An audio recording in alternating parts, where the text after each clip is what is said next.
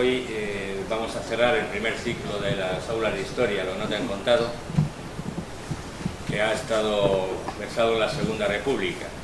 Como antes comentaba con el compañero, en enero seguiremos con otras 4 ponencias ya dedicadas a la transición para finalizar este primer ciclo anual de aulas de historia con la Guerra Civil Española. Antes de pasar a presentar al ponente, pues quiero comentar que de todas las conferencias se hace un cuaderno digital y posteriormente el CAUN hace un cuaderno en papel. Para recibir el digital, luego a la salida de un compañero os podéis apuntar para recibirlo en vuestro correo electrónico y están ya en los anaqueles que hay a la entrada de los cuadernos del CAUN en edición de papel de la primera ponencia, que era historiadores e historietadores de la Segunda República y de la Guerra Civil. Es a un precio simbólico de 1 euro para mantenimiento del CAUN.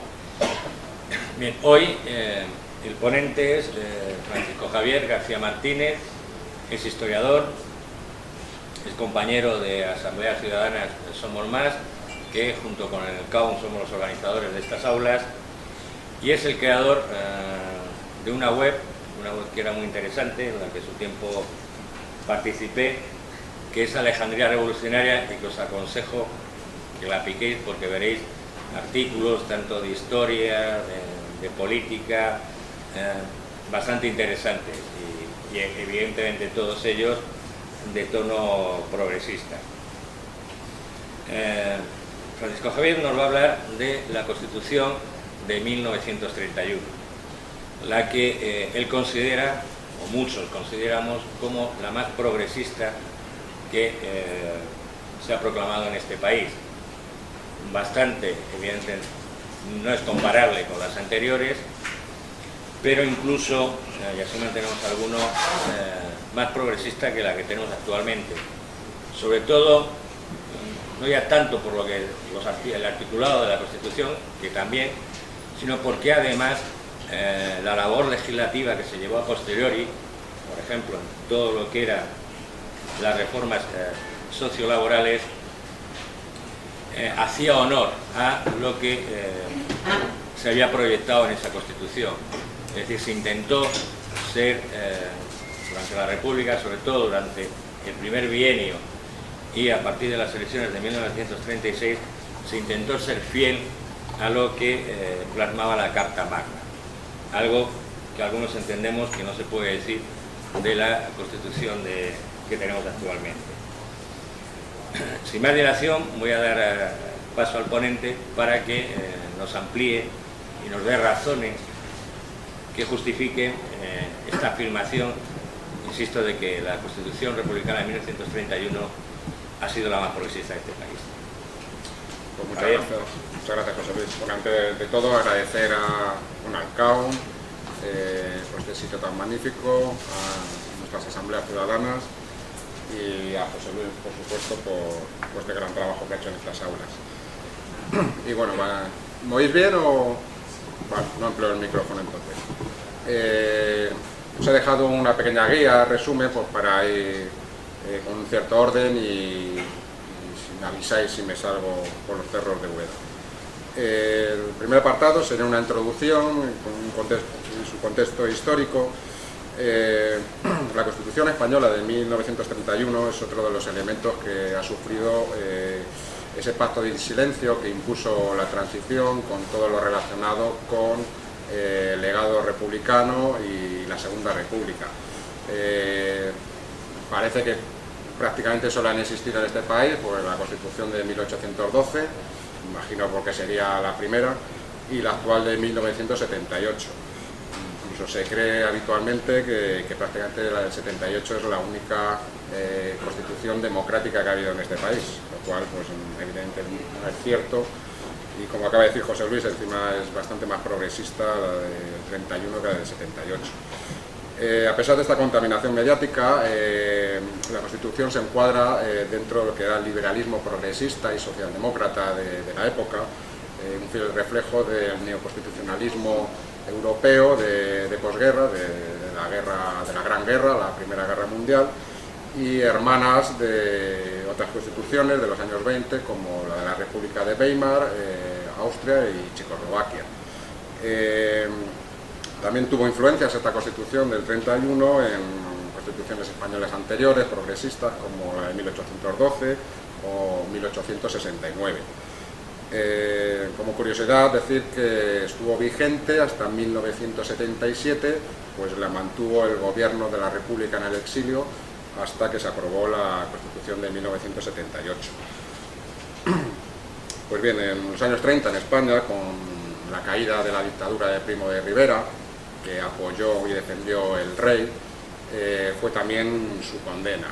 Después de la caída de Primo de Rivera se dio lo que se llamó la dicta blanda, fue una apertura, y en ellas pues coincidieron pues unas elecciones municipales que se celebraron el 12 de abril de 1931, y en la cual sacaron mayoría de votos, sumando todos los municipios, mayoría de votos los partidos republicanos frente a los monárquicos. Con esto pues se derrumbaba ya definitivamente el sistema de la Restauración, que se había dado hasta entonces, y su constitución de 1876. Ante este fracaso, la evidencia del fracaso de la monarquía, el rey se exilia y se proclama la Segunda República el 14 de abril. Pronto se forma un gobierno provisional, formado sobre todo por representantes del Pacto de San Sebastián, que fue un pacto que se hizo un año antes más o menos, con partidos republicanos y sindicatos y partido socialista. Y se convocan elecciones constituyentes para el 28 de junio. Se votó tras un cambio en el sistema electoral. Anteriormente era por distritos electorales, que amplificaba el voto conservador y facilitaba por la influencia del caciquismo. Se pasa a un sistema de circunscripción provincial y de grandes ciudades, con lo cual las ciudades de más de 100.000 habitantes tenían su propia circunscripción. En estas elecciones, pues los partidos republicanos de izquierda y de centro, junto con el Partido Socialista, se sacaron mayoría, y tras formarse estas Cortes Constituyentes, se formó una comisión parlamentaria de 21 personas, presidida por el socialista Luis Jiménez de Arsúa, en la cual habrá 12 constituyentes de izquierdas, un espejo del Parlamento de las Cortes que habían salido, 12 constituyentes de izquierdas, 7 de centro y 2 de derechas. Tras grandes polémicas y debates en el Parlamento, se aprobó el 9 de diciembre de 1931, con 368 votos a favor y la ausencia de 89 diputados de la derecha, que no quisieron ni siquiera votarla, aunque sea negativamente, lo cual nos indica ya por dónde iban a ir la derecha en este periodo histórico, ¿verdad? Por hacer una comparación con la Constitución del 78, que haremos bastantes comparaciones, el origen ideológico: en la Constitución del 78 solo hubo 7 constituyentes, los llamados padres de la Constitución, y de los cuales 5 eran de derecha directamente y 2 de centro-izquierda, porque aunque estuvo Soletura del Partido Comunista, no tardó mucho en pasarse al PSOE, con lo cual pues prácticamente se puede decir que no había nadie de izquierdas en la comisión de la Constitución del 78. Sin duda estos porcentajes pues se plasmaron en la ideología, ¿no?, de cada constitución. El segundo punto, pues hablaríamos de los principios políticos en los que se iba a basar este nuevo régimen. Ya el artículo primero de la Constitución, un cambio sustancial con el pasado, el cual decía así, leo literalmente: España es una república democrática de trabajadores de toda clase, que se organiza en régimen de libertad y justicia. Los poderes de todos sus órganos emanan del pueblo. La coletilla esta de toda clase, trabajador de toda clase, fue un poco influencia de los republicanos de centro, que no querían incluir una posible lucha de clases en el texto constitucional, ¿no? Los pilares en los que iba a sentarse este régimen, sobre todo iban a ser pues, en la soberanía popular, que sustituye a la tradicional histórica soberanía compartida entre el rey y las Cortes, que se daba precisamente en la Constitución anterior, de 1876, o a las de soberanía nacional, que se daba pues, en la Constitución de 1812, por ejemplo, o de la de 1869. Las Cortes se transformarán en un sistema unicameral que representa al pueblo. Será una democracia representativa, pero con elementos correctivos que garantizasen la soberanía final del ciudadano, ¿no? Por ejemplo, el artículo 66 permite que con un 15% del electorado, del censo electoral, se pudiera hacer un referéndum legislativo. Es decir, una ley ya aprobada incluso por el Parlamento podía, si lo pedía este 15% del censo, se podía hacer un referéndum para si definitivamente se aprobaba esa ley o no, o era repudiada. Esto, por ejemplo, es algo que no existe en la Constitución de 1978, ni nada parecido, lo cual nos indica un gran argumento de la gran calidad de la democracia que pretendía la Constitución del 31. Otro elemento también que se desarrolló fue la iniciativa legislativa popular, también a petición del 15% del censo electoral. Aunque esto sí que existe en la actualidad, sí que es verdad, y lo sabemos yo creo todos, es algo totalmente inútil y no sirve para nada, ¿no? Porque después del proceso de esta iniciativa en la actualidad, que no sé si son 500.000 firmas o algo así, tiene que pasar un filtro en el Parlamento con una comisión que determina si eso entra o no en el Parlamento y además cómo entra. La pueden unir a otra ley, lo pueden manejar como les dé la gana, ¿no?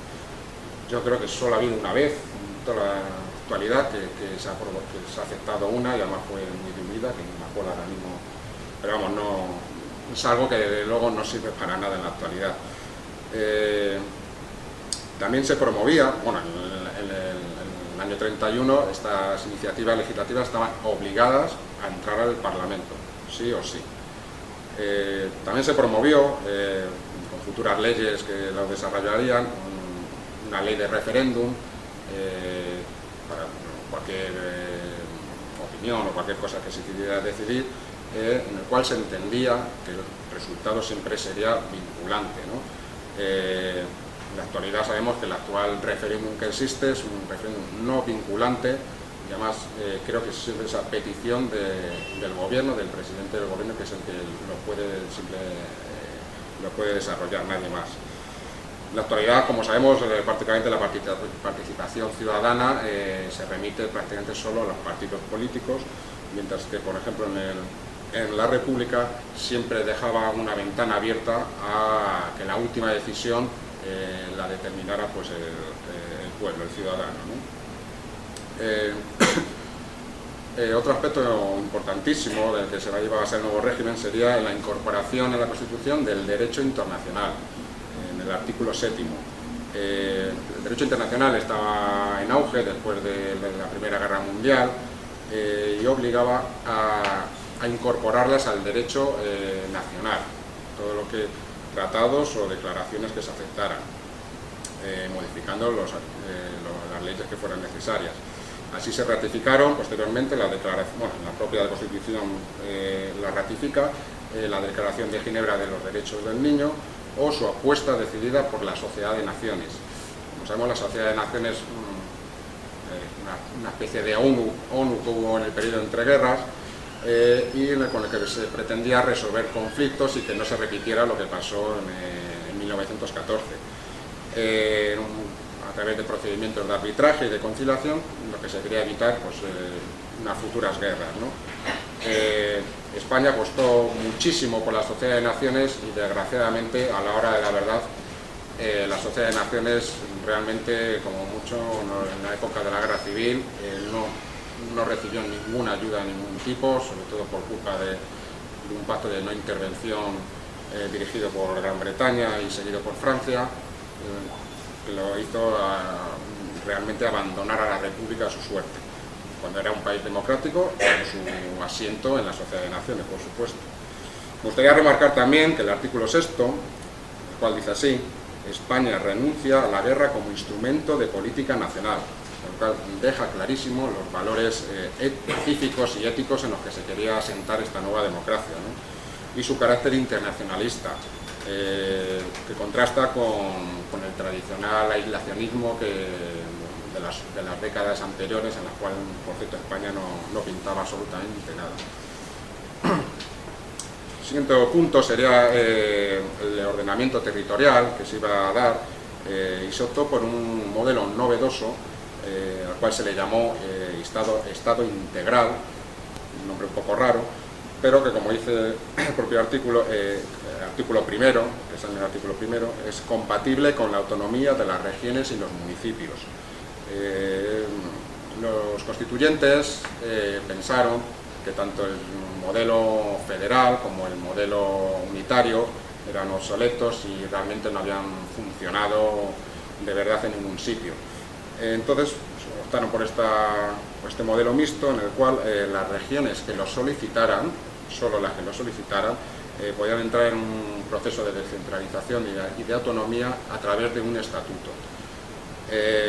Sobre todo se intentaba resolver el problema catalán y el de las regiones históricas, que nunca se había ni siquiera propuesto resolverlo, y recordar simplemente, bueno, se cedían por primera vez en la historia de España autogobierno y competencias legislativas a las regiones. Simplemente recordar que no era un modelo federal, aunque mucha gente piensa que era un modelo federal, y nunca ha habido en España un modelo federal. Simplemente en la Primera República, en su proyecto de constitución sí que era un modelo federal, pero la constitución de la Primera República nunca se aprobó, con lo cual nunca se ha llevado a cabo nada parecido, ¿no?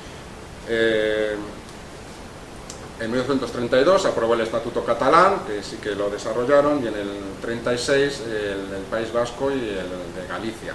Este último unos días antes del 18 de julio del golpe de Estado en 1936, con lo cual no se desarrolló en absoluto nada, y en el País Vasco se desarrolló, pero ya dentro de la guerra civil.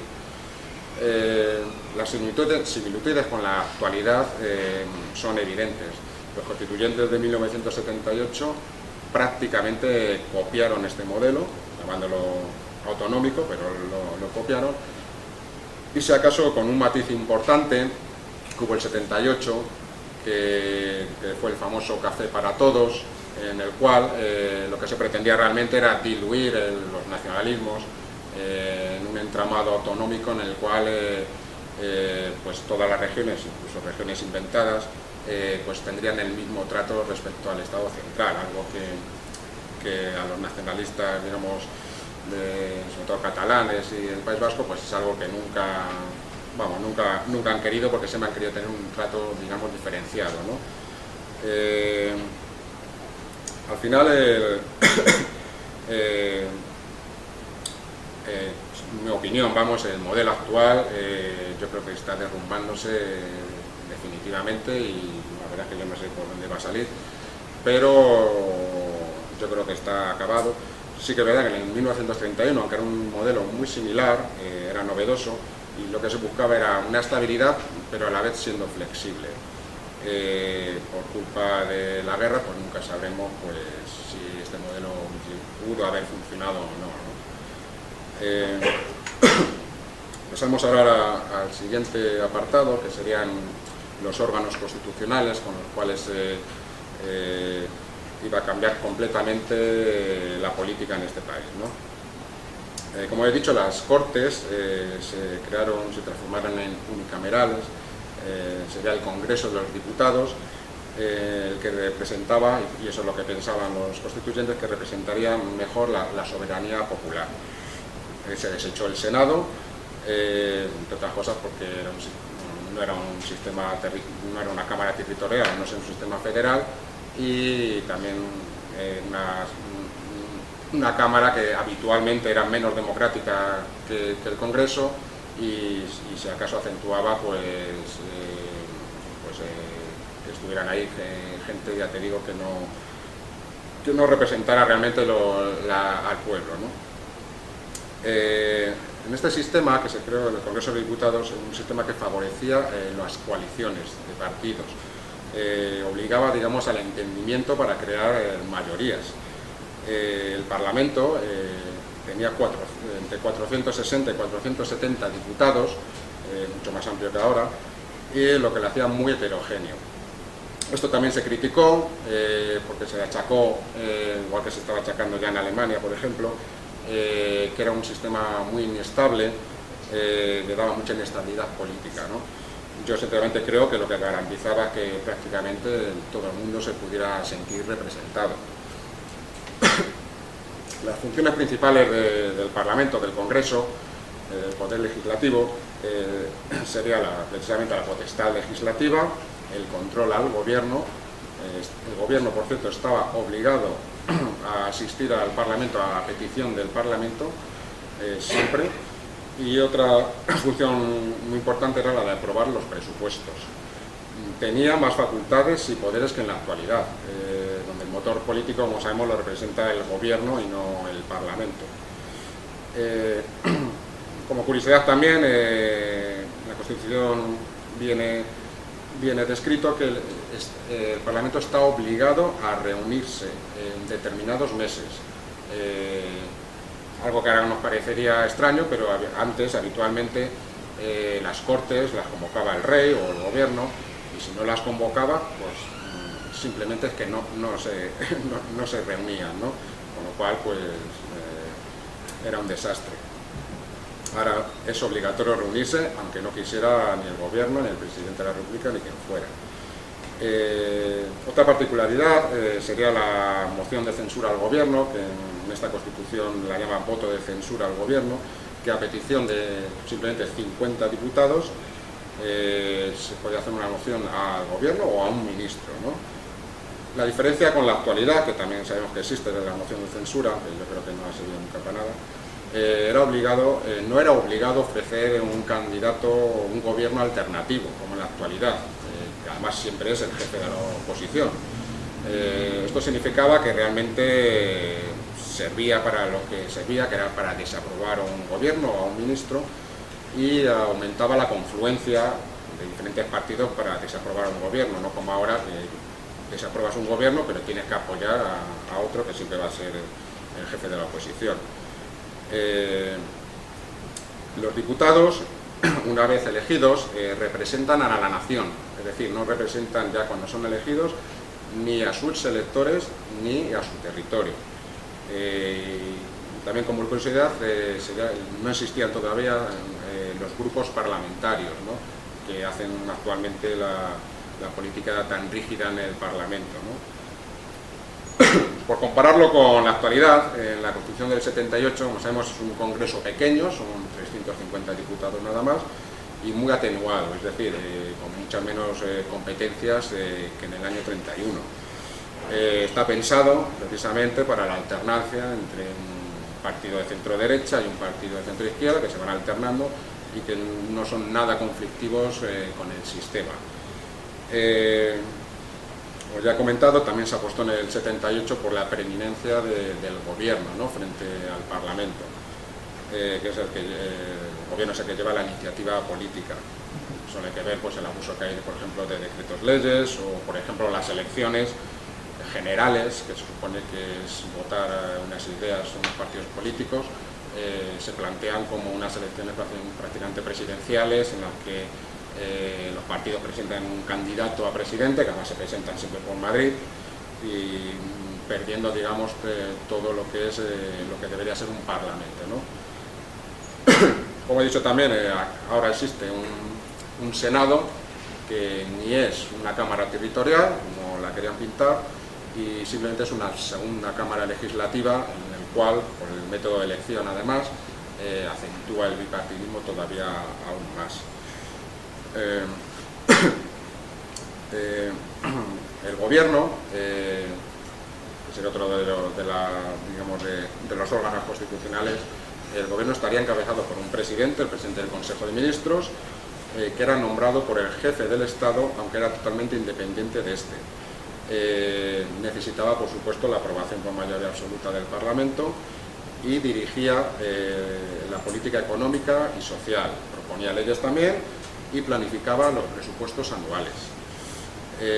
Sí que es cierto que no se llegó a encontrar un equilibrio, puesto que en 5 años creo que hubo 18 gobiernos diferentes y se le quiso culpar a este sistema de la inestabilidad política, ¿no?, del momento, que yo sinceramente creo que fue más problema de a los que no les interesaba que este modelo democrático saliera adelante, ¿no? No hace falta decir ni por quién. Se dieron unas condiciones políticas de extrema crispación y de violencia que hicieron que provocara tantos gobiernos y tanta inestabilidad.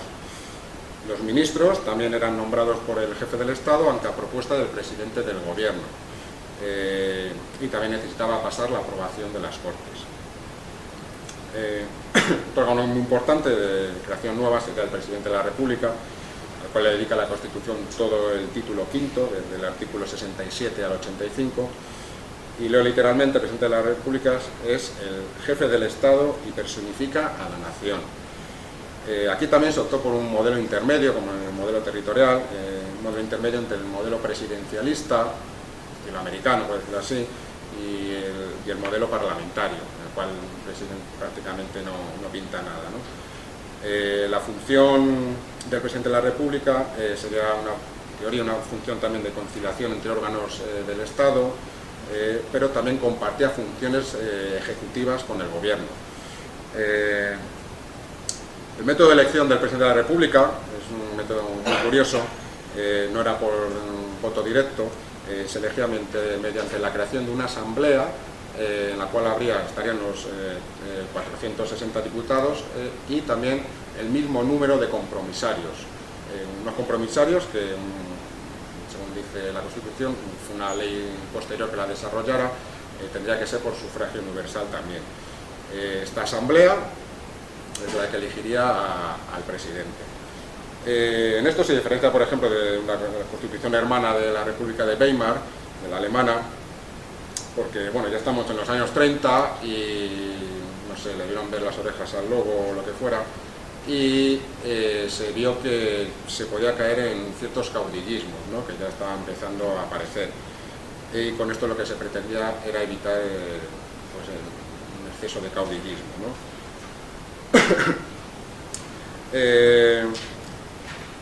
Realmente solo este modelo de elección se dio con hazaña cuando dimitió Alcalá Zamora y solo se pudo dar una vez.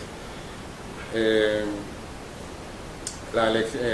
presidente de la República sería elegido por 6 años sin reelección inmediata, no se podía volver a presentar. Y como entre sus funciones más destacadas estaría, como hemos dicho, también la de nombrar al presidente del gobierno y a sus ministros libremente, como cita la Constitución, la firma de los tratados internacionales y promulgar las leyes aprobadas por el Parlamento. Pero también tenía la capacidad de disolver las Cortes, tenía 2 oportunidades, solo podía hacer 2 veces en su mandato. También podía vetar las leyes aprobadas por el Parlamento, lo que obligaba a volverlas a discutir en el Parlamento, ¿no? Este sistema complejo entre presidente de la República, gobierno y Parlamento, un poco complicado en principio, lo que pretendía es que ninguna parte tuviera un exceso de poder, ¿no?, y que digamos que unos a otros se controlaran.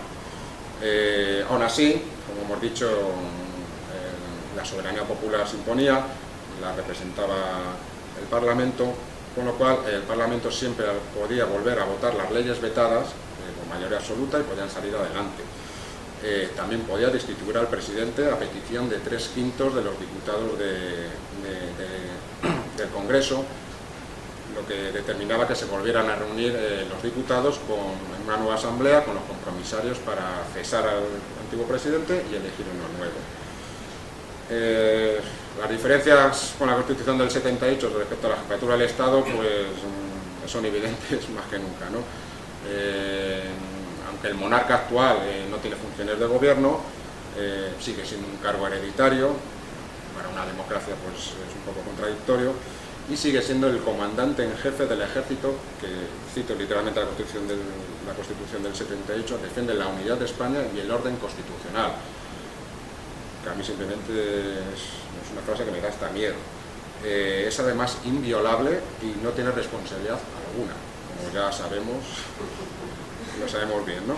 Esto en el 31 sería imposible por una sencilla razón de que todos los cargos públicos eran responsables de sus actos, y así se refleja además en varios artículos de la Constitución.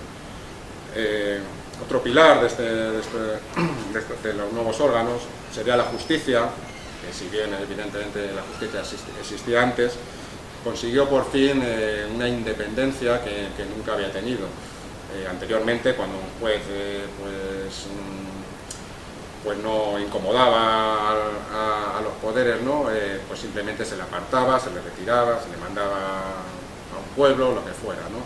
Ahora los jueces son totalmente independientes del resto de los poderes públicos. Se hizo también inclusión de los jurados populares, un poco pues, para hacer un poco partícipe a la sociedad también de la justicia. Me gustaría destacar también que, por ejemplo, en el texto republicano se deja claro que el juez administra en nombre del Estado, mientras que, por ejemplo, en la actualidad, una cosa que a mí me ha sorprendido mucho, el juez administra en nombre del rey, lo cual, pues bueno, no sé, parece que estamos aquí en las cortes de Isabel I, ¿no? Algo así, ¿no? Una cosa muy importante también y muy novedosa es que el Estado se hacía responsable subsidiario de los posibles errores judiciales que podría conllevar una declaración judicial, ¿no? Dentro de lo que sería la justicia, pero totalmente separado, es la creación de un nuevo órgano, sí que es novedoso, que sería el Tribunal de Garantías Constitucionales, que es lo mismo que el Tribunal Constitucional que tenemos ahora, ¿no? Ya aparecen las constituciones de Austria o Checoslovaquia, por ejemplo, y como digo, sus funciones son idénticas prácticamente a las actuales, es decir, serían los recursos de inconstitucionalidad de las leyes, el conflicto de competencias, por ejemplo, entre regiones o entre regiones y el Estado central, y sobre todo también el recurso de amparo de derechos fundamentales. Al parecer esto venía por influencia de la Constitución mexicana de 1917, a la cual se podía acoger cualquier ciudadano si veía que sus derechos no se veían reconocidos. La diferencia que hay entre el Tribunal Constitucional actual y el Tribunal de Garantías Constitucionales del 31 es sobre todo en su forma de elección. Como sabemos, en la actualidad, si todos, a la mayoría de los jueces del tribunal, los elige el Parlamento, creo que tienen que ser por 3/5 partes elegidos por el Parlamento, con lo cual nos indica el sistema que tenemos de bipartidista que nadie con el cual no esté de acuerdo los dos principales partidos puede pertenecer a este tribunal, ¿no? Y además, que es algo que se ve todos los días, los jueces que eligen, además tienen que ser jueces de reconocida competencia, que no sé muy bien lo que significa, tienen que ser los jueces elegidos los que le proponen los partidos, cuando hay que tomar una decisión de cualquier cosa, siempre van a hacer caso a quien la ha propuesto, ¿no? Con lo cual la independencia del Tribunal actual constitucional pues deja muchísimo que desear. Además, en una Constitución, la del 78, con unos artículos muy indefinidos, cláusulas muy abiertas, simplemente no se definen muchos conceptos, lo cual permite interpretarlos muy subjetivamente, lo cual facilita perfectamente cualquier decisión, ¿no? En 1931, en la Constitución se opta por un tribunal amplio, 25 miembros, muy heterogéneo y sobre todo mucho más independiente de los poderes públicos. El presidente lo elegía el Parlamento, pero luego también estaría formado por el presidente del Consejo de Estado, el presidente del Tribunal de Cuentas, 2 miembros del Colegio de Abogados, 4 profesores de Derecho y 2 diputados elegidos por las Cortes. En su momento también fue un sistema muy criticado, sobre todo por los jueces de la vieja guardia, porque era un tribunal que se salía de la jurisdicción ordinaria, con lo cual quitaba mucho poder al juez ordinario y le quitaba sobre todo influencia en la aplicación de las leyes, ¿no? Porque es un tribunal superior a todos los demás, incluso al Tribunal Supremo, suena redundante, ¿no? Pero es así. Yo creo que sinceramente este sistema lo hacía mucho más representativo de la sociedad, con lo cual mucho más abierto, no determinado por la influencia de los partidos políticos, y muchísimo más independiente. Además, la Constitución republicana es mucho más clara y los conceptos vienen bastante mejor explicados que en la actualidad. Pasaríamos ya al cuarto apartado de los derechos y libertades que garantiza la Constitución. Los elementos principales de la reforma republicana será la inclusión de todos los derechos y libertades que en esa época se consideraban los más avanzados. De hecho, está considerada de las constituciones más progresistas, con una gran dimensión social, y hizo un encomiable esfuerzo en hacer compatibles los derechos y libertades individuales, que se garantizan también, con la igualdad social y el bienestar colectivo, ¿no? Es de gran importancia la inclusión de las garantías jurídicas de las que se dotó la Constitución, es decir, para que se pudieran reclamar jurídicamente si éstas no se cumplían, que las cumpliera los poderes públicos. Comparándolo con la Constitución del 78, hay muchas diferencias, porque en la actualidad los derechos están divididos en dos partes. Están los derechos fundamentales, típicos de libertad de conciencia, de expresión, y luego estarían el resto, que ya pasarían a ser unos derechos, digamos, de segunda, ¿no? Pues necesitan un desarrollo legislativo que la propia Constitución no obliga a hacer, con lo cual no se pueden reclamar a los poderes públicos, no se pueden reclamar jurídicamente. Estos derechos prácticamente son derechos subjetivos, casi se plantean como una aspiración, ¿no? Una aspiración aplicable solo si es posible. Siempre está como que son los derechos caros, ¿no? Los que valen dinero, y los primeros, que es la libertad individual, parece que son los baratos, algo que tampoco ni es excusa, por supuesto, y además no es verdad tampoco. El texto republicano en la Constitución le dedica los artículos desde el 25 al 50, y también están divididos en dos partes, pero no porque unos sean más importantes que otros, sino por una simple clasificación,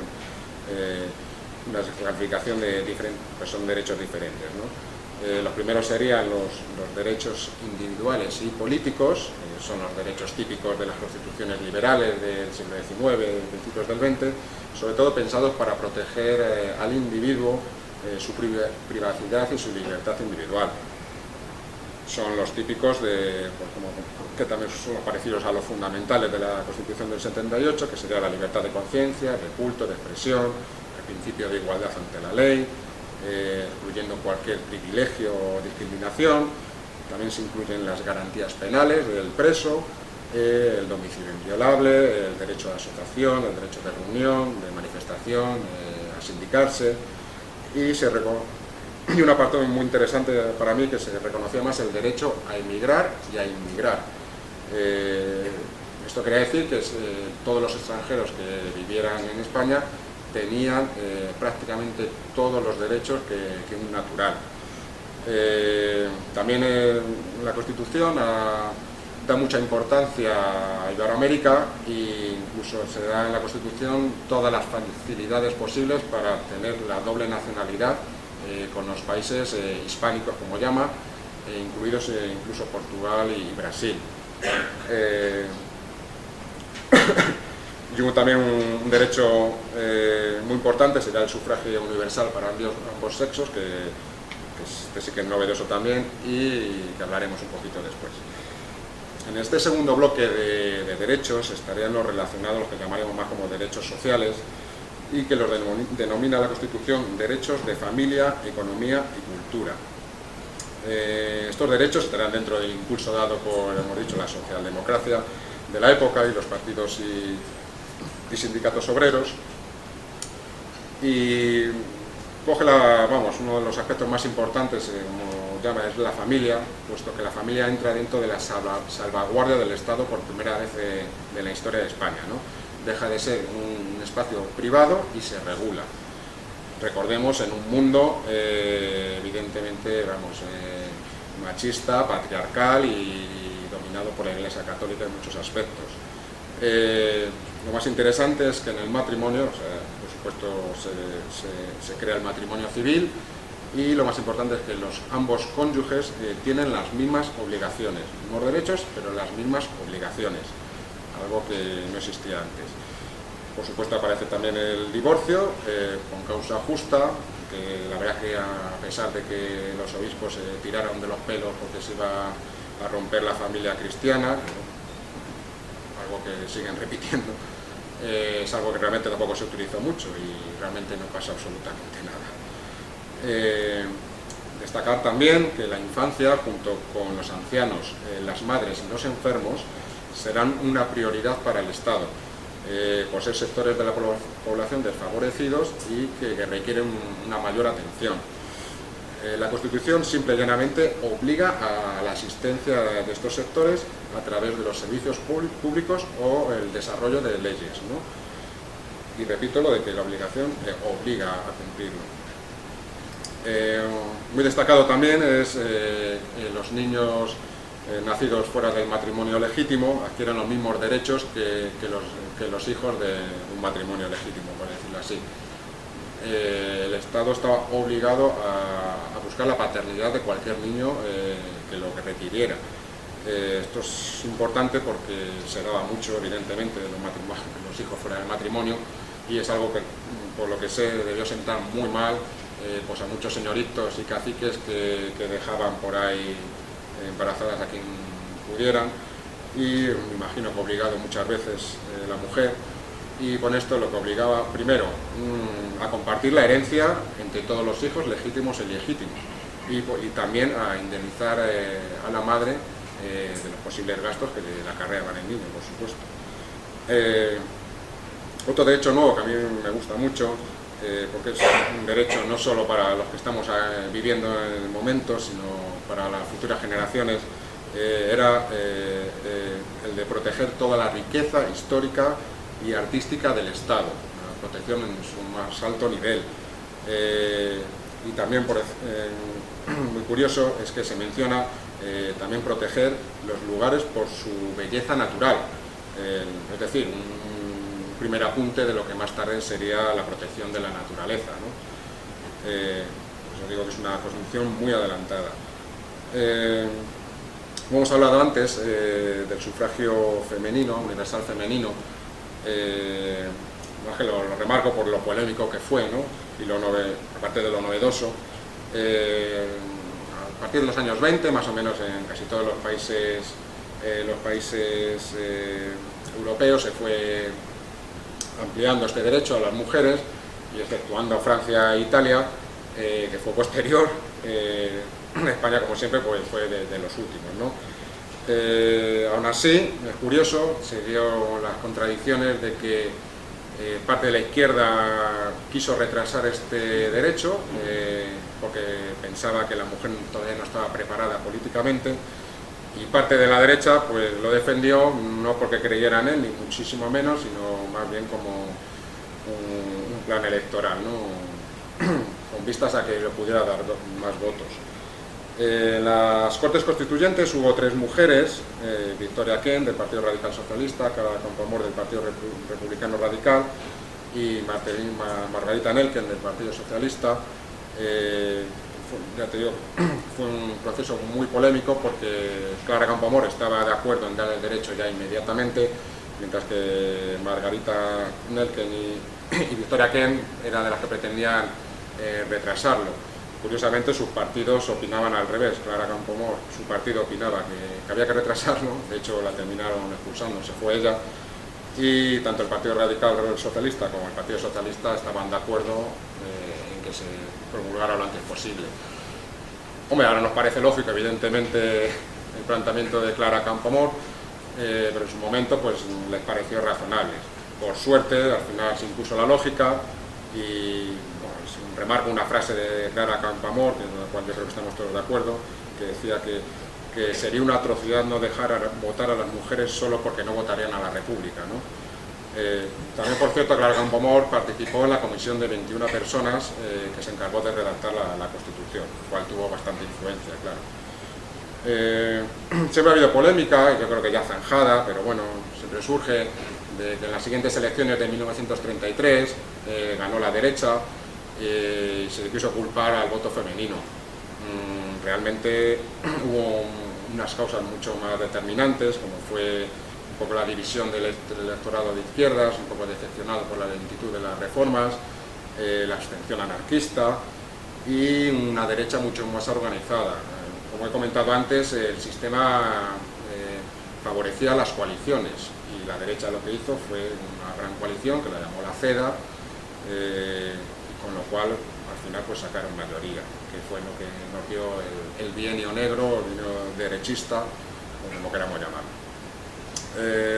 Una de las causas por la que yo creo que tengo mucho más influencia, eso es que posteriormente, 2 años y pico después, en las elecciones del 36, de febrero del 36, la coalición de partidos de izquierda, el Frente Popular, ganó las elecciones, con lo cual pues, nos deja claro que tampoco el voto femenino fue tan determinante. Una de las consecuencias de aplicar estos nuevos órganos constitucionales y estos nuevos derechos fue la creación en España por primera vez en su historia de un Estado laico, ¿no? El artículo, o sea, sería el apartado quinto, el artículo tercero dice así literalmente: el Estado español no tiene religión oficial. Fue una de las grandes apuestas de los constituyentes y de la sociedad republicana y de izquierdas en general, de romper por fin el tradicional Estado confesional español y de cambiar radicalmente las relaciones del Estado con la Iglesia, ¿no? Sobre todo por la extraordinaria influencia que tenía en la sociedad civil. Se criticó mucho el proyecto laicista, incluso posteriormente, incluso en la actualidad, hasta incluso por historiadores progresistas, como que era una revancha contra la Iglesia, ¿no? Yo sinceramente creo que está todo este proyecto basado en la razón y sobre todo en el interés que había de crear un Estado moderno, en el cual evidentemente pues, la influencia de la Iglesia no tenía ningún sentido, ¿no? Aparte que era un lastre para todo, ¿no? Para conseguir una sociedad más justa, derechos y todo. El famoso artículo 26, que se discutió muchísimo en el Parlamento, fue gran polémica, prohibía financiar las iglesias con dinero público. Las iglesias cualquier iglesia, no solo la católica, estaban obligadas además a registrarse como asociación, lo cual pues tenían que pedir permiso para desarrollar sus funciones de forma pública. Y además, al dejar claro que el papel de las iglesias era, pues, estaban en el ámbito de la conciencia personal y a sus labores celestiales, se les prohibió ejercer la industria, el comercio y sobre todo la educación, que hablaremos también un poquito luego. Además, a las órdenes religiosas debían someterse a una ley especial, quedando disueltas las que no se retractaran y mantuvieran el cuarto voto canónico, que es un voto en el cual es el voto de obediencia a la máxima autoridad del Papa. Máxima obediencia quiere decir que estaban por encima de las propias leyes del país en el que estaban, ¿no? Pues evidentemente ese tipo de órdenes pues se disolvieron. Bueno, se disolvió, que solo fue una. El tema fiscal fue muy importante y a partir de ahora la Iglesia pues empezaría a pagar impuestos como todo el mundo. Las diferencias con la actualidad, que yo creo que lo entenderemos mejor, son abismales, ¿no? La Constitución de 1978, bueno, anterior a la Constitución del 78, incluso se firmó el concordato con la Santa Sede, ya te digo que incluso antes de la propia Constitución, y aunque la Constitución se califica el Estado de aconfesional, a la vez se afirma, en otro artículo, que los poderes públicos tendrán en cuenta las creencias religiosas de los españoles y de cooperación con la Iglesia Católica. Ya simplemente este apartado, este artículo, hace imposible que sea un Estado laico este país. Entre otras cosas porque sirve de excusa para mantener muchos privilegios, como por ejemplo seguir sin pagar impuestos sobre todo el IBI, sigue financiándose por parte del Estado, y por ejemplo la presencia en actos oficiales, ¿no? pues hay que ver un funeral de Estado por alguna catástrofe o lo que sea, y siempre hay una catedral y un obispo, no sé, estarán de guardia, no sé qué harán, pero vamos, siempre están preparados para un gran funeral.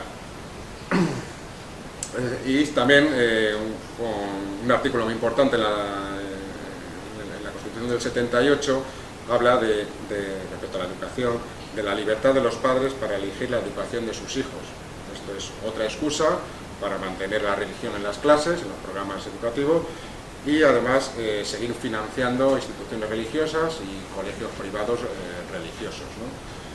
Precisamente la educación, uno de los grandísimos frentes de batalla que tuvo que mantener la República, porque fue precisamente la educación la llevaba prácticamente la Iglesia, sobre todo a través de los jesuitas, que precisamente y casualmente fue la orden religiosa que quiso mantener el cuarto voto canónico y por lo cual fue disuelto, ¿no? Como digo, en esta época, por ejemplo, para hacernos una idea, había más o menos un 50% de analfabetismo y los programas educativos pues dejaban muchísimo que desear. El artículo 48 deja bien claro que la cultura de la educación es una atribución única y esencial del Estado, por lo cual pues, será una educación laica, la religión sale del programa educativo y leo que literalmente, textualmente, e inspirada en los ideales de solidaridad humana. A mí me parece sinceramente una frase preciosa, con lo cual a partir de ahora en los programas educativos se da una metodología de vanguardia, se miró lo más avanzado en el momento y de los países más desarrollados. Y por ejemplo, pues, yo recomendaría leer la biografía de Lorenzo Luzuriaga, otro grandísimo desconocido, por supuesto, en el cual la República basó mucho sus estudios pedagógicos, ¿no? Todo esto nos demuestra el grandísimo esfuerzo que hizo la República, el esfuerzo de educar a toda la población y sacar al pueblo de su ignorancia. Además de los mejores valores humanos, ¿no?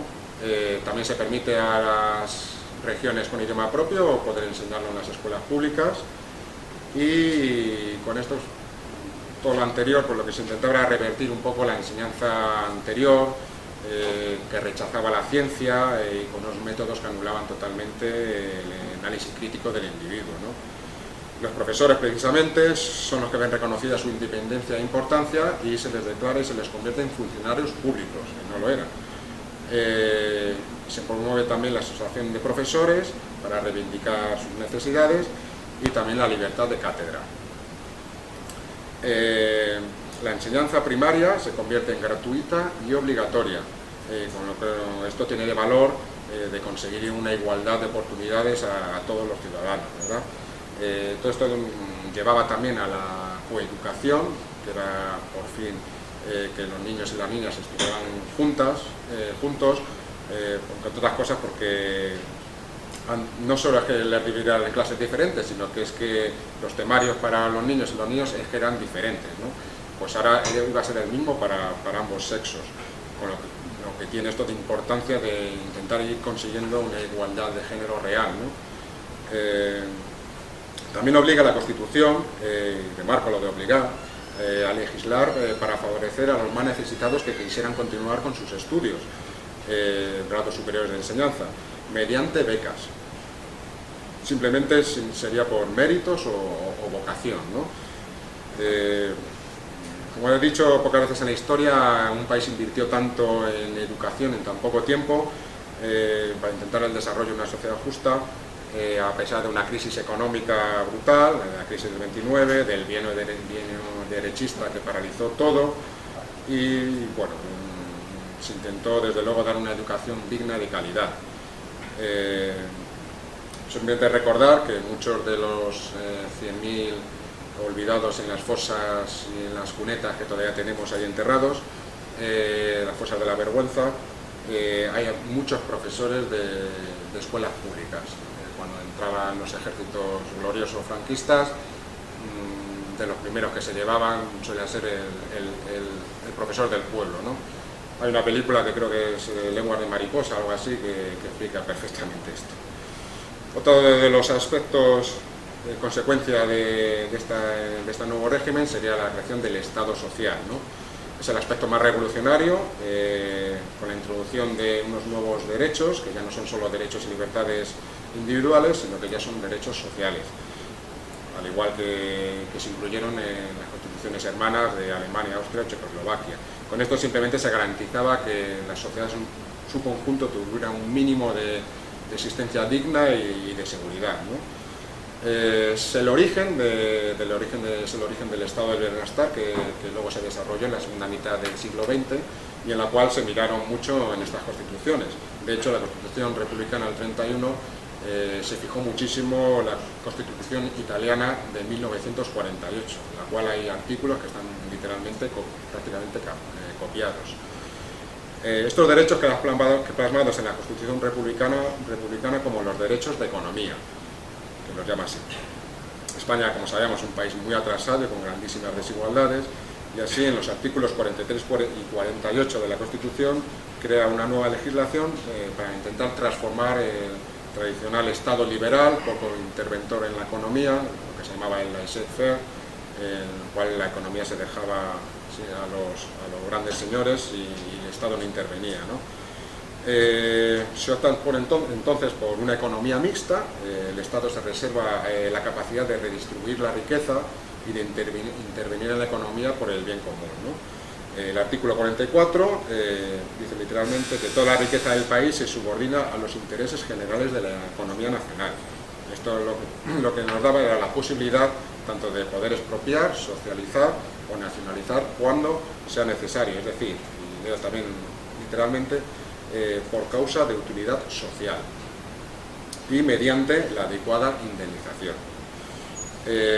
Por compararlo con la actualidad también, la Constitución del 78 ya venía muy descafeinada de estos derechos, que aunque sí que salen en el texto, ya los nuevos vientos neoliberales globales que ya se empezaban a dar en los años 70 para ir recortando estos derechos, y sobre todo la influencia de los herederos del régimen franquista y de los poderes financieros que no querían perder sus privilegios, ¿no?, su preeminencia económica, le pusieron unos límites que es lo que estamos notando ahora, ¿no? La Constitución del 78 de hecho establece la economía del Estado como la economía de mercado, no puede haber otra, y en el texto republicano, aunque sí que es cierto que la acepta la economía de mercado, porque habla de libertad de industria y comercio, la gran diferencia estaría en el tipo de relación con este poder económico, ¿no? En la Constitución del 31 lo que se pretende es tener un control sobre ella, ¿no? Y en la actualidad, no hace falta decirlo, se puede hablar claramente de una soberanía de los mercados que nos han hecho perder de una forma indirecta a través de sus lacayos los políticos, nos han hecho perder pues grandes partes de derechos y como seres humanos y ciudadanos. En el 31 simplemente esto no se podía haber dado porque la economía nunca podría estar por encima de las personas, ¿no? La economía trabajaría para las personas y no al revés. Especial mención también recibe la protección de los trabajadores a través de los artículos 46 y 47. Leo literalmente que el trabajo es una obligación moral y por tanto goza de todas las protecciones de las leyes. Es decir, se asegura y se protege al trabajador con unas condiciones dignas, con un salario digno, y se establecen los pilares, lo que más tarde llamaríamos la seguridad social, que todavía no existían como tal, ¿no? Es decir, seguros de enfermedad, seguros de accidentes laborales, la jubilación, salario mínimo, vacaciones remuneradas, etcétera, ¿no? Y también se promociona, algo muy importantísimo, que los obreros entraran en la administración y gestión de las empresas, así como de sus beneficios, ¿no? Como he dicho, no es una constitución mucho menos bolchevique, entonces nunca se pretendió cambiar ni las formas ni los medios de producción, ¿no? Simplemente se querían cambiar las relaciones de trabajo, básicamente pues que nadie fuera explotado. Estos derechos, por supuesto, incomodaron mucho en su momento a los poderes fácticos y económicos, pues les cambiaba las reglas del juego, ¿no? Anteriormente era el señorito o el terrateniente o el gran empresario el que decidía graciosamente si daba empleo a quien fuera, ¿no? y ahora pues esto cambiaba. Ya el gobierno provisional, ya hizo el gobierno provisional antes de la Constitución, ya hizo una legislación laboral a través del Ministerio de Trabajo que llevaba Largo Caballero, una legislación muy influenciada por la UGT, tanto en esta legislación preconstitucional como la que luego se plasmó en la Constitución. La UGT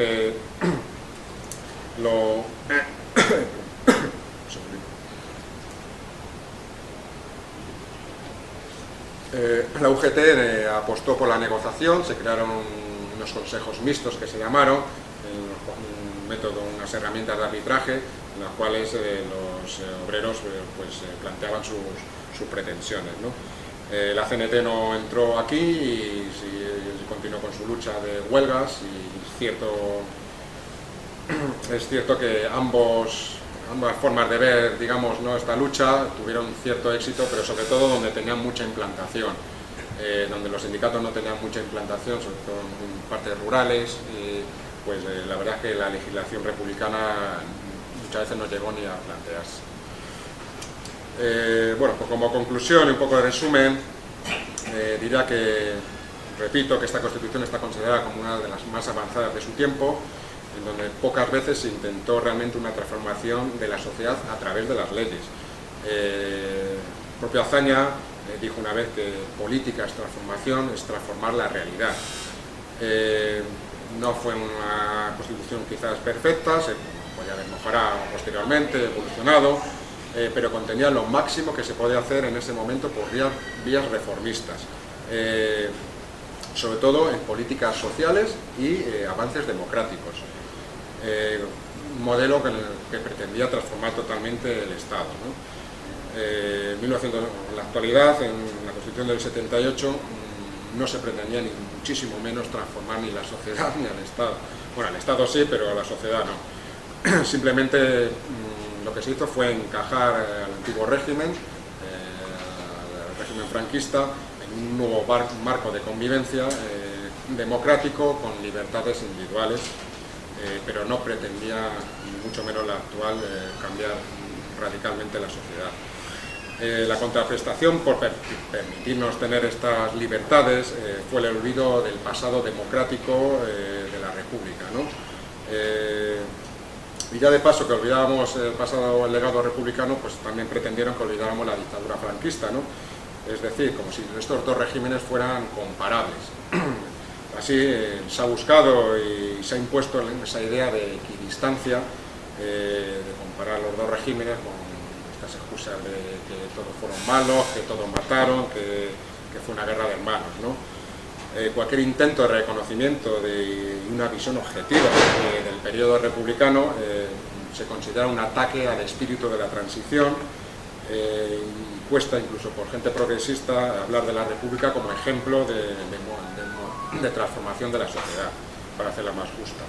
Nadie puede dudar que la incorporación por primera vez en España de la justicia social, la igualdad real, la participación ciudadana, una democracia de calidad y sobre todo la búsqueda del bien común de todos sus ciudadanos. Por lo menos me parece muy cruel que en la actual democracia no haya prácticamente ni un solo reconocimiento a estos hechos demostrados, ¿no? Que como sabemos fue una oportunidad única de cambiar y modernizar un país retrasado y guiado y dominado por una élite ultraconservadora, ultrarreligiosa y militarista, que como sabemos se encargó de destruirla para que no desaparecieran sus privilegios, ¿no? Que esto es lo que fue la guerra civil, no hay que liarse más, la guerra civil fue esto. Sí que es cierto que los reformadores republicanos le apostaron todo a las leyes, ¿no?, a reformas para transformar la realidad. Sin embargo, por lo que sabemos, por esta crispación y esta lucha de los poderes tradicionales por destruirla, pues al final no fue posible. No se puede negar, sin embargo, el empeño de la incorporación en la Constitución de instrumentos reales y aptos para hacer cumplir los objetivos que marcaba esta propia Constitución, algo que deja mucho que desear la Constitución de 1978. Todo esto nos da en la actualidad una democracia de muy baja calidad, un jefe del Estado hereditario, la imposibilidad de lograr una participación ciudadana fuera de los partidos tradicionales y la total sumisión de los poderes públicos al poder económico, ¿no? Un poder económico sin control. Un caldo de cultivo perfecto para el desapego a lo público, la apatía política, la tolerancia hacia la corrupción, promover el interés privado frente al general, competir en lugar de cooperar o el beneficio rápido, ¿no? Esto en la Constitución de 1971 era todo lo contrario, lo que pretendía formar, ¿no? Buscaba la participación, la igualdad entre todos para hacernos responsables además y dueños y controladores de este mundo que compartimos. Y bueno, pues ya la exposición terminada.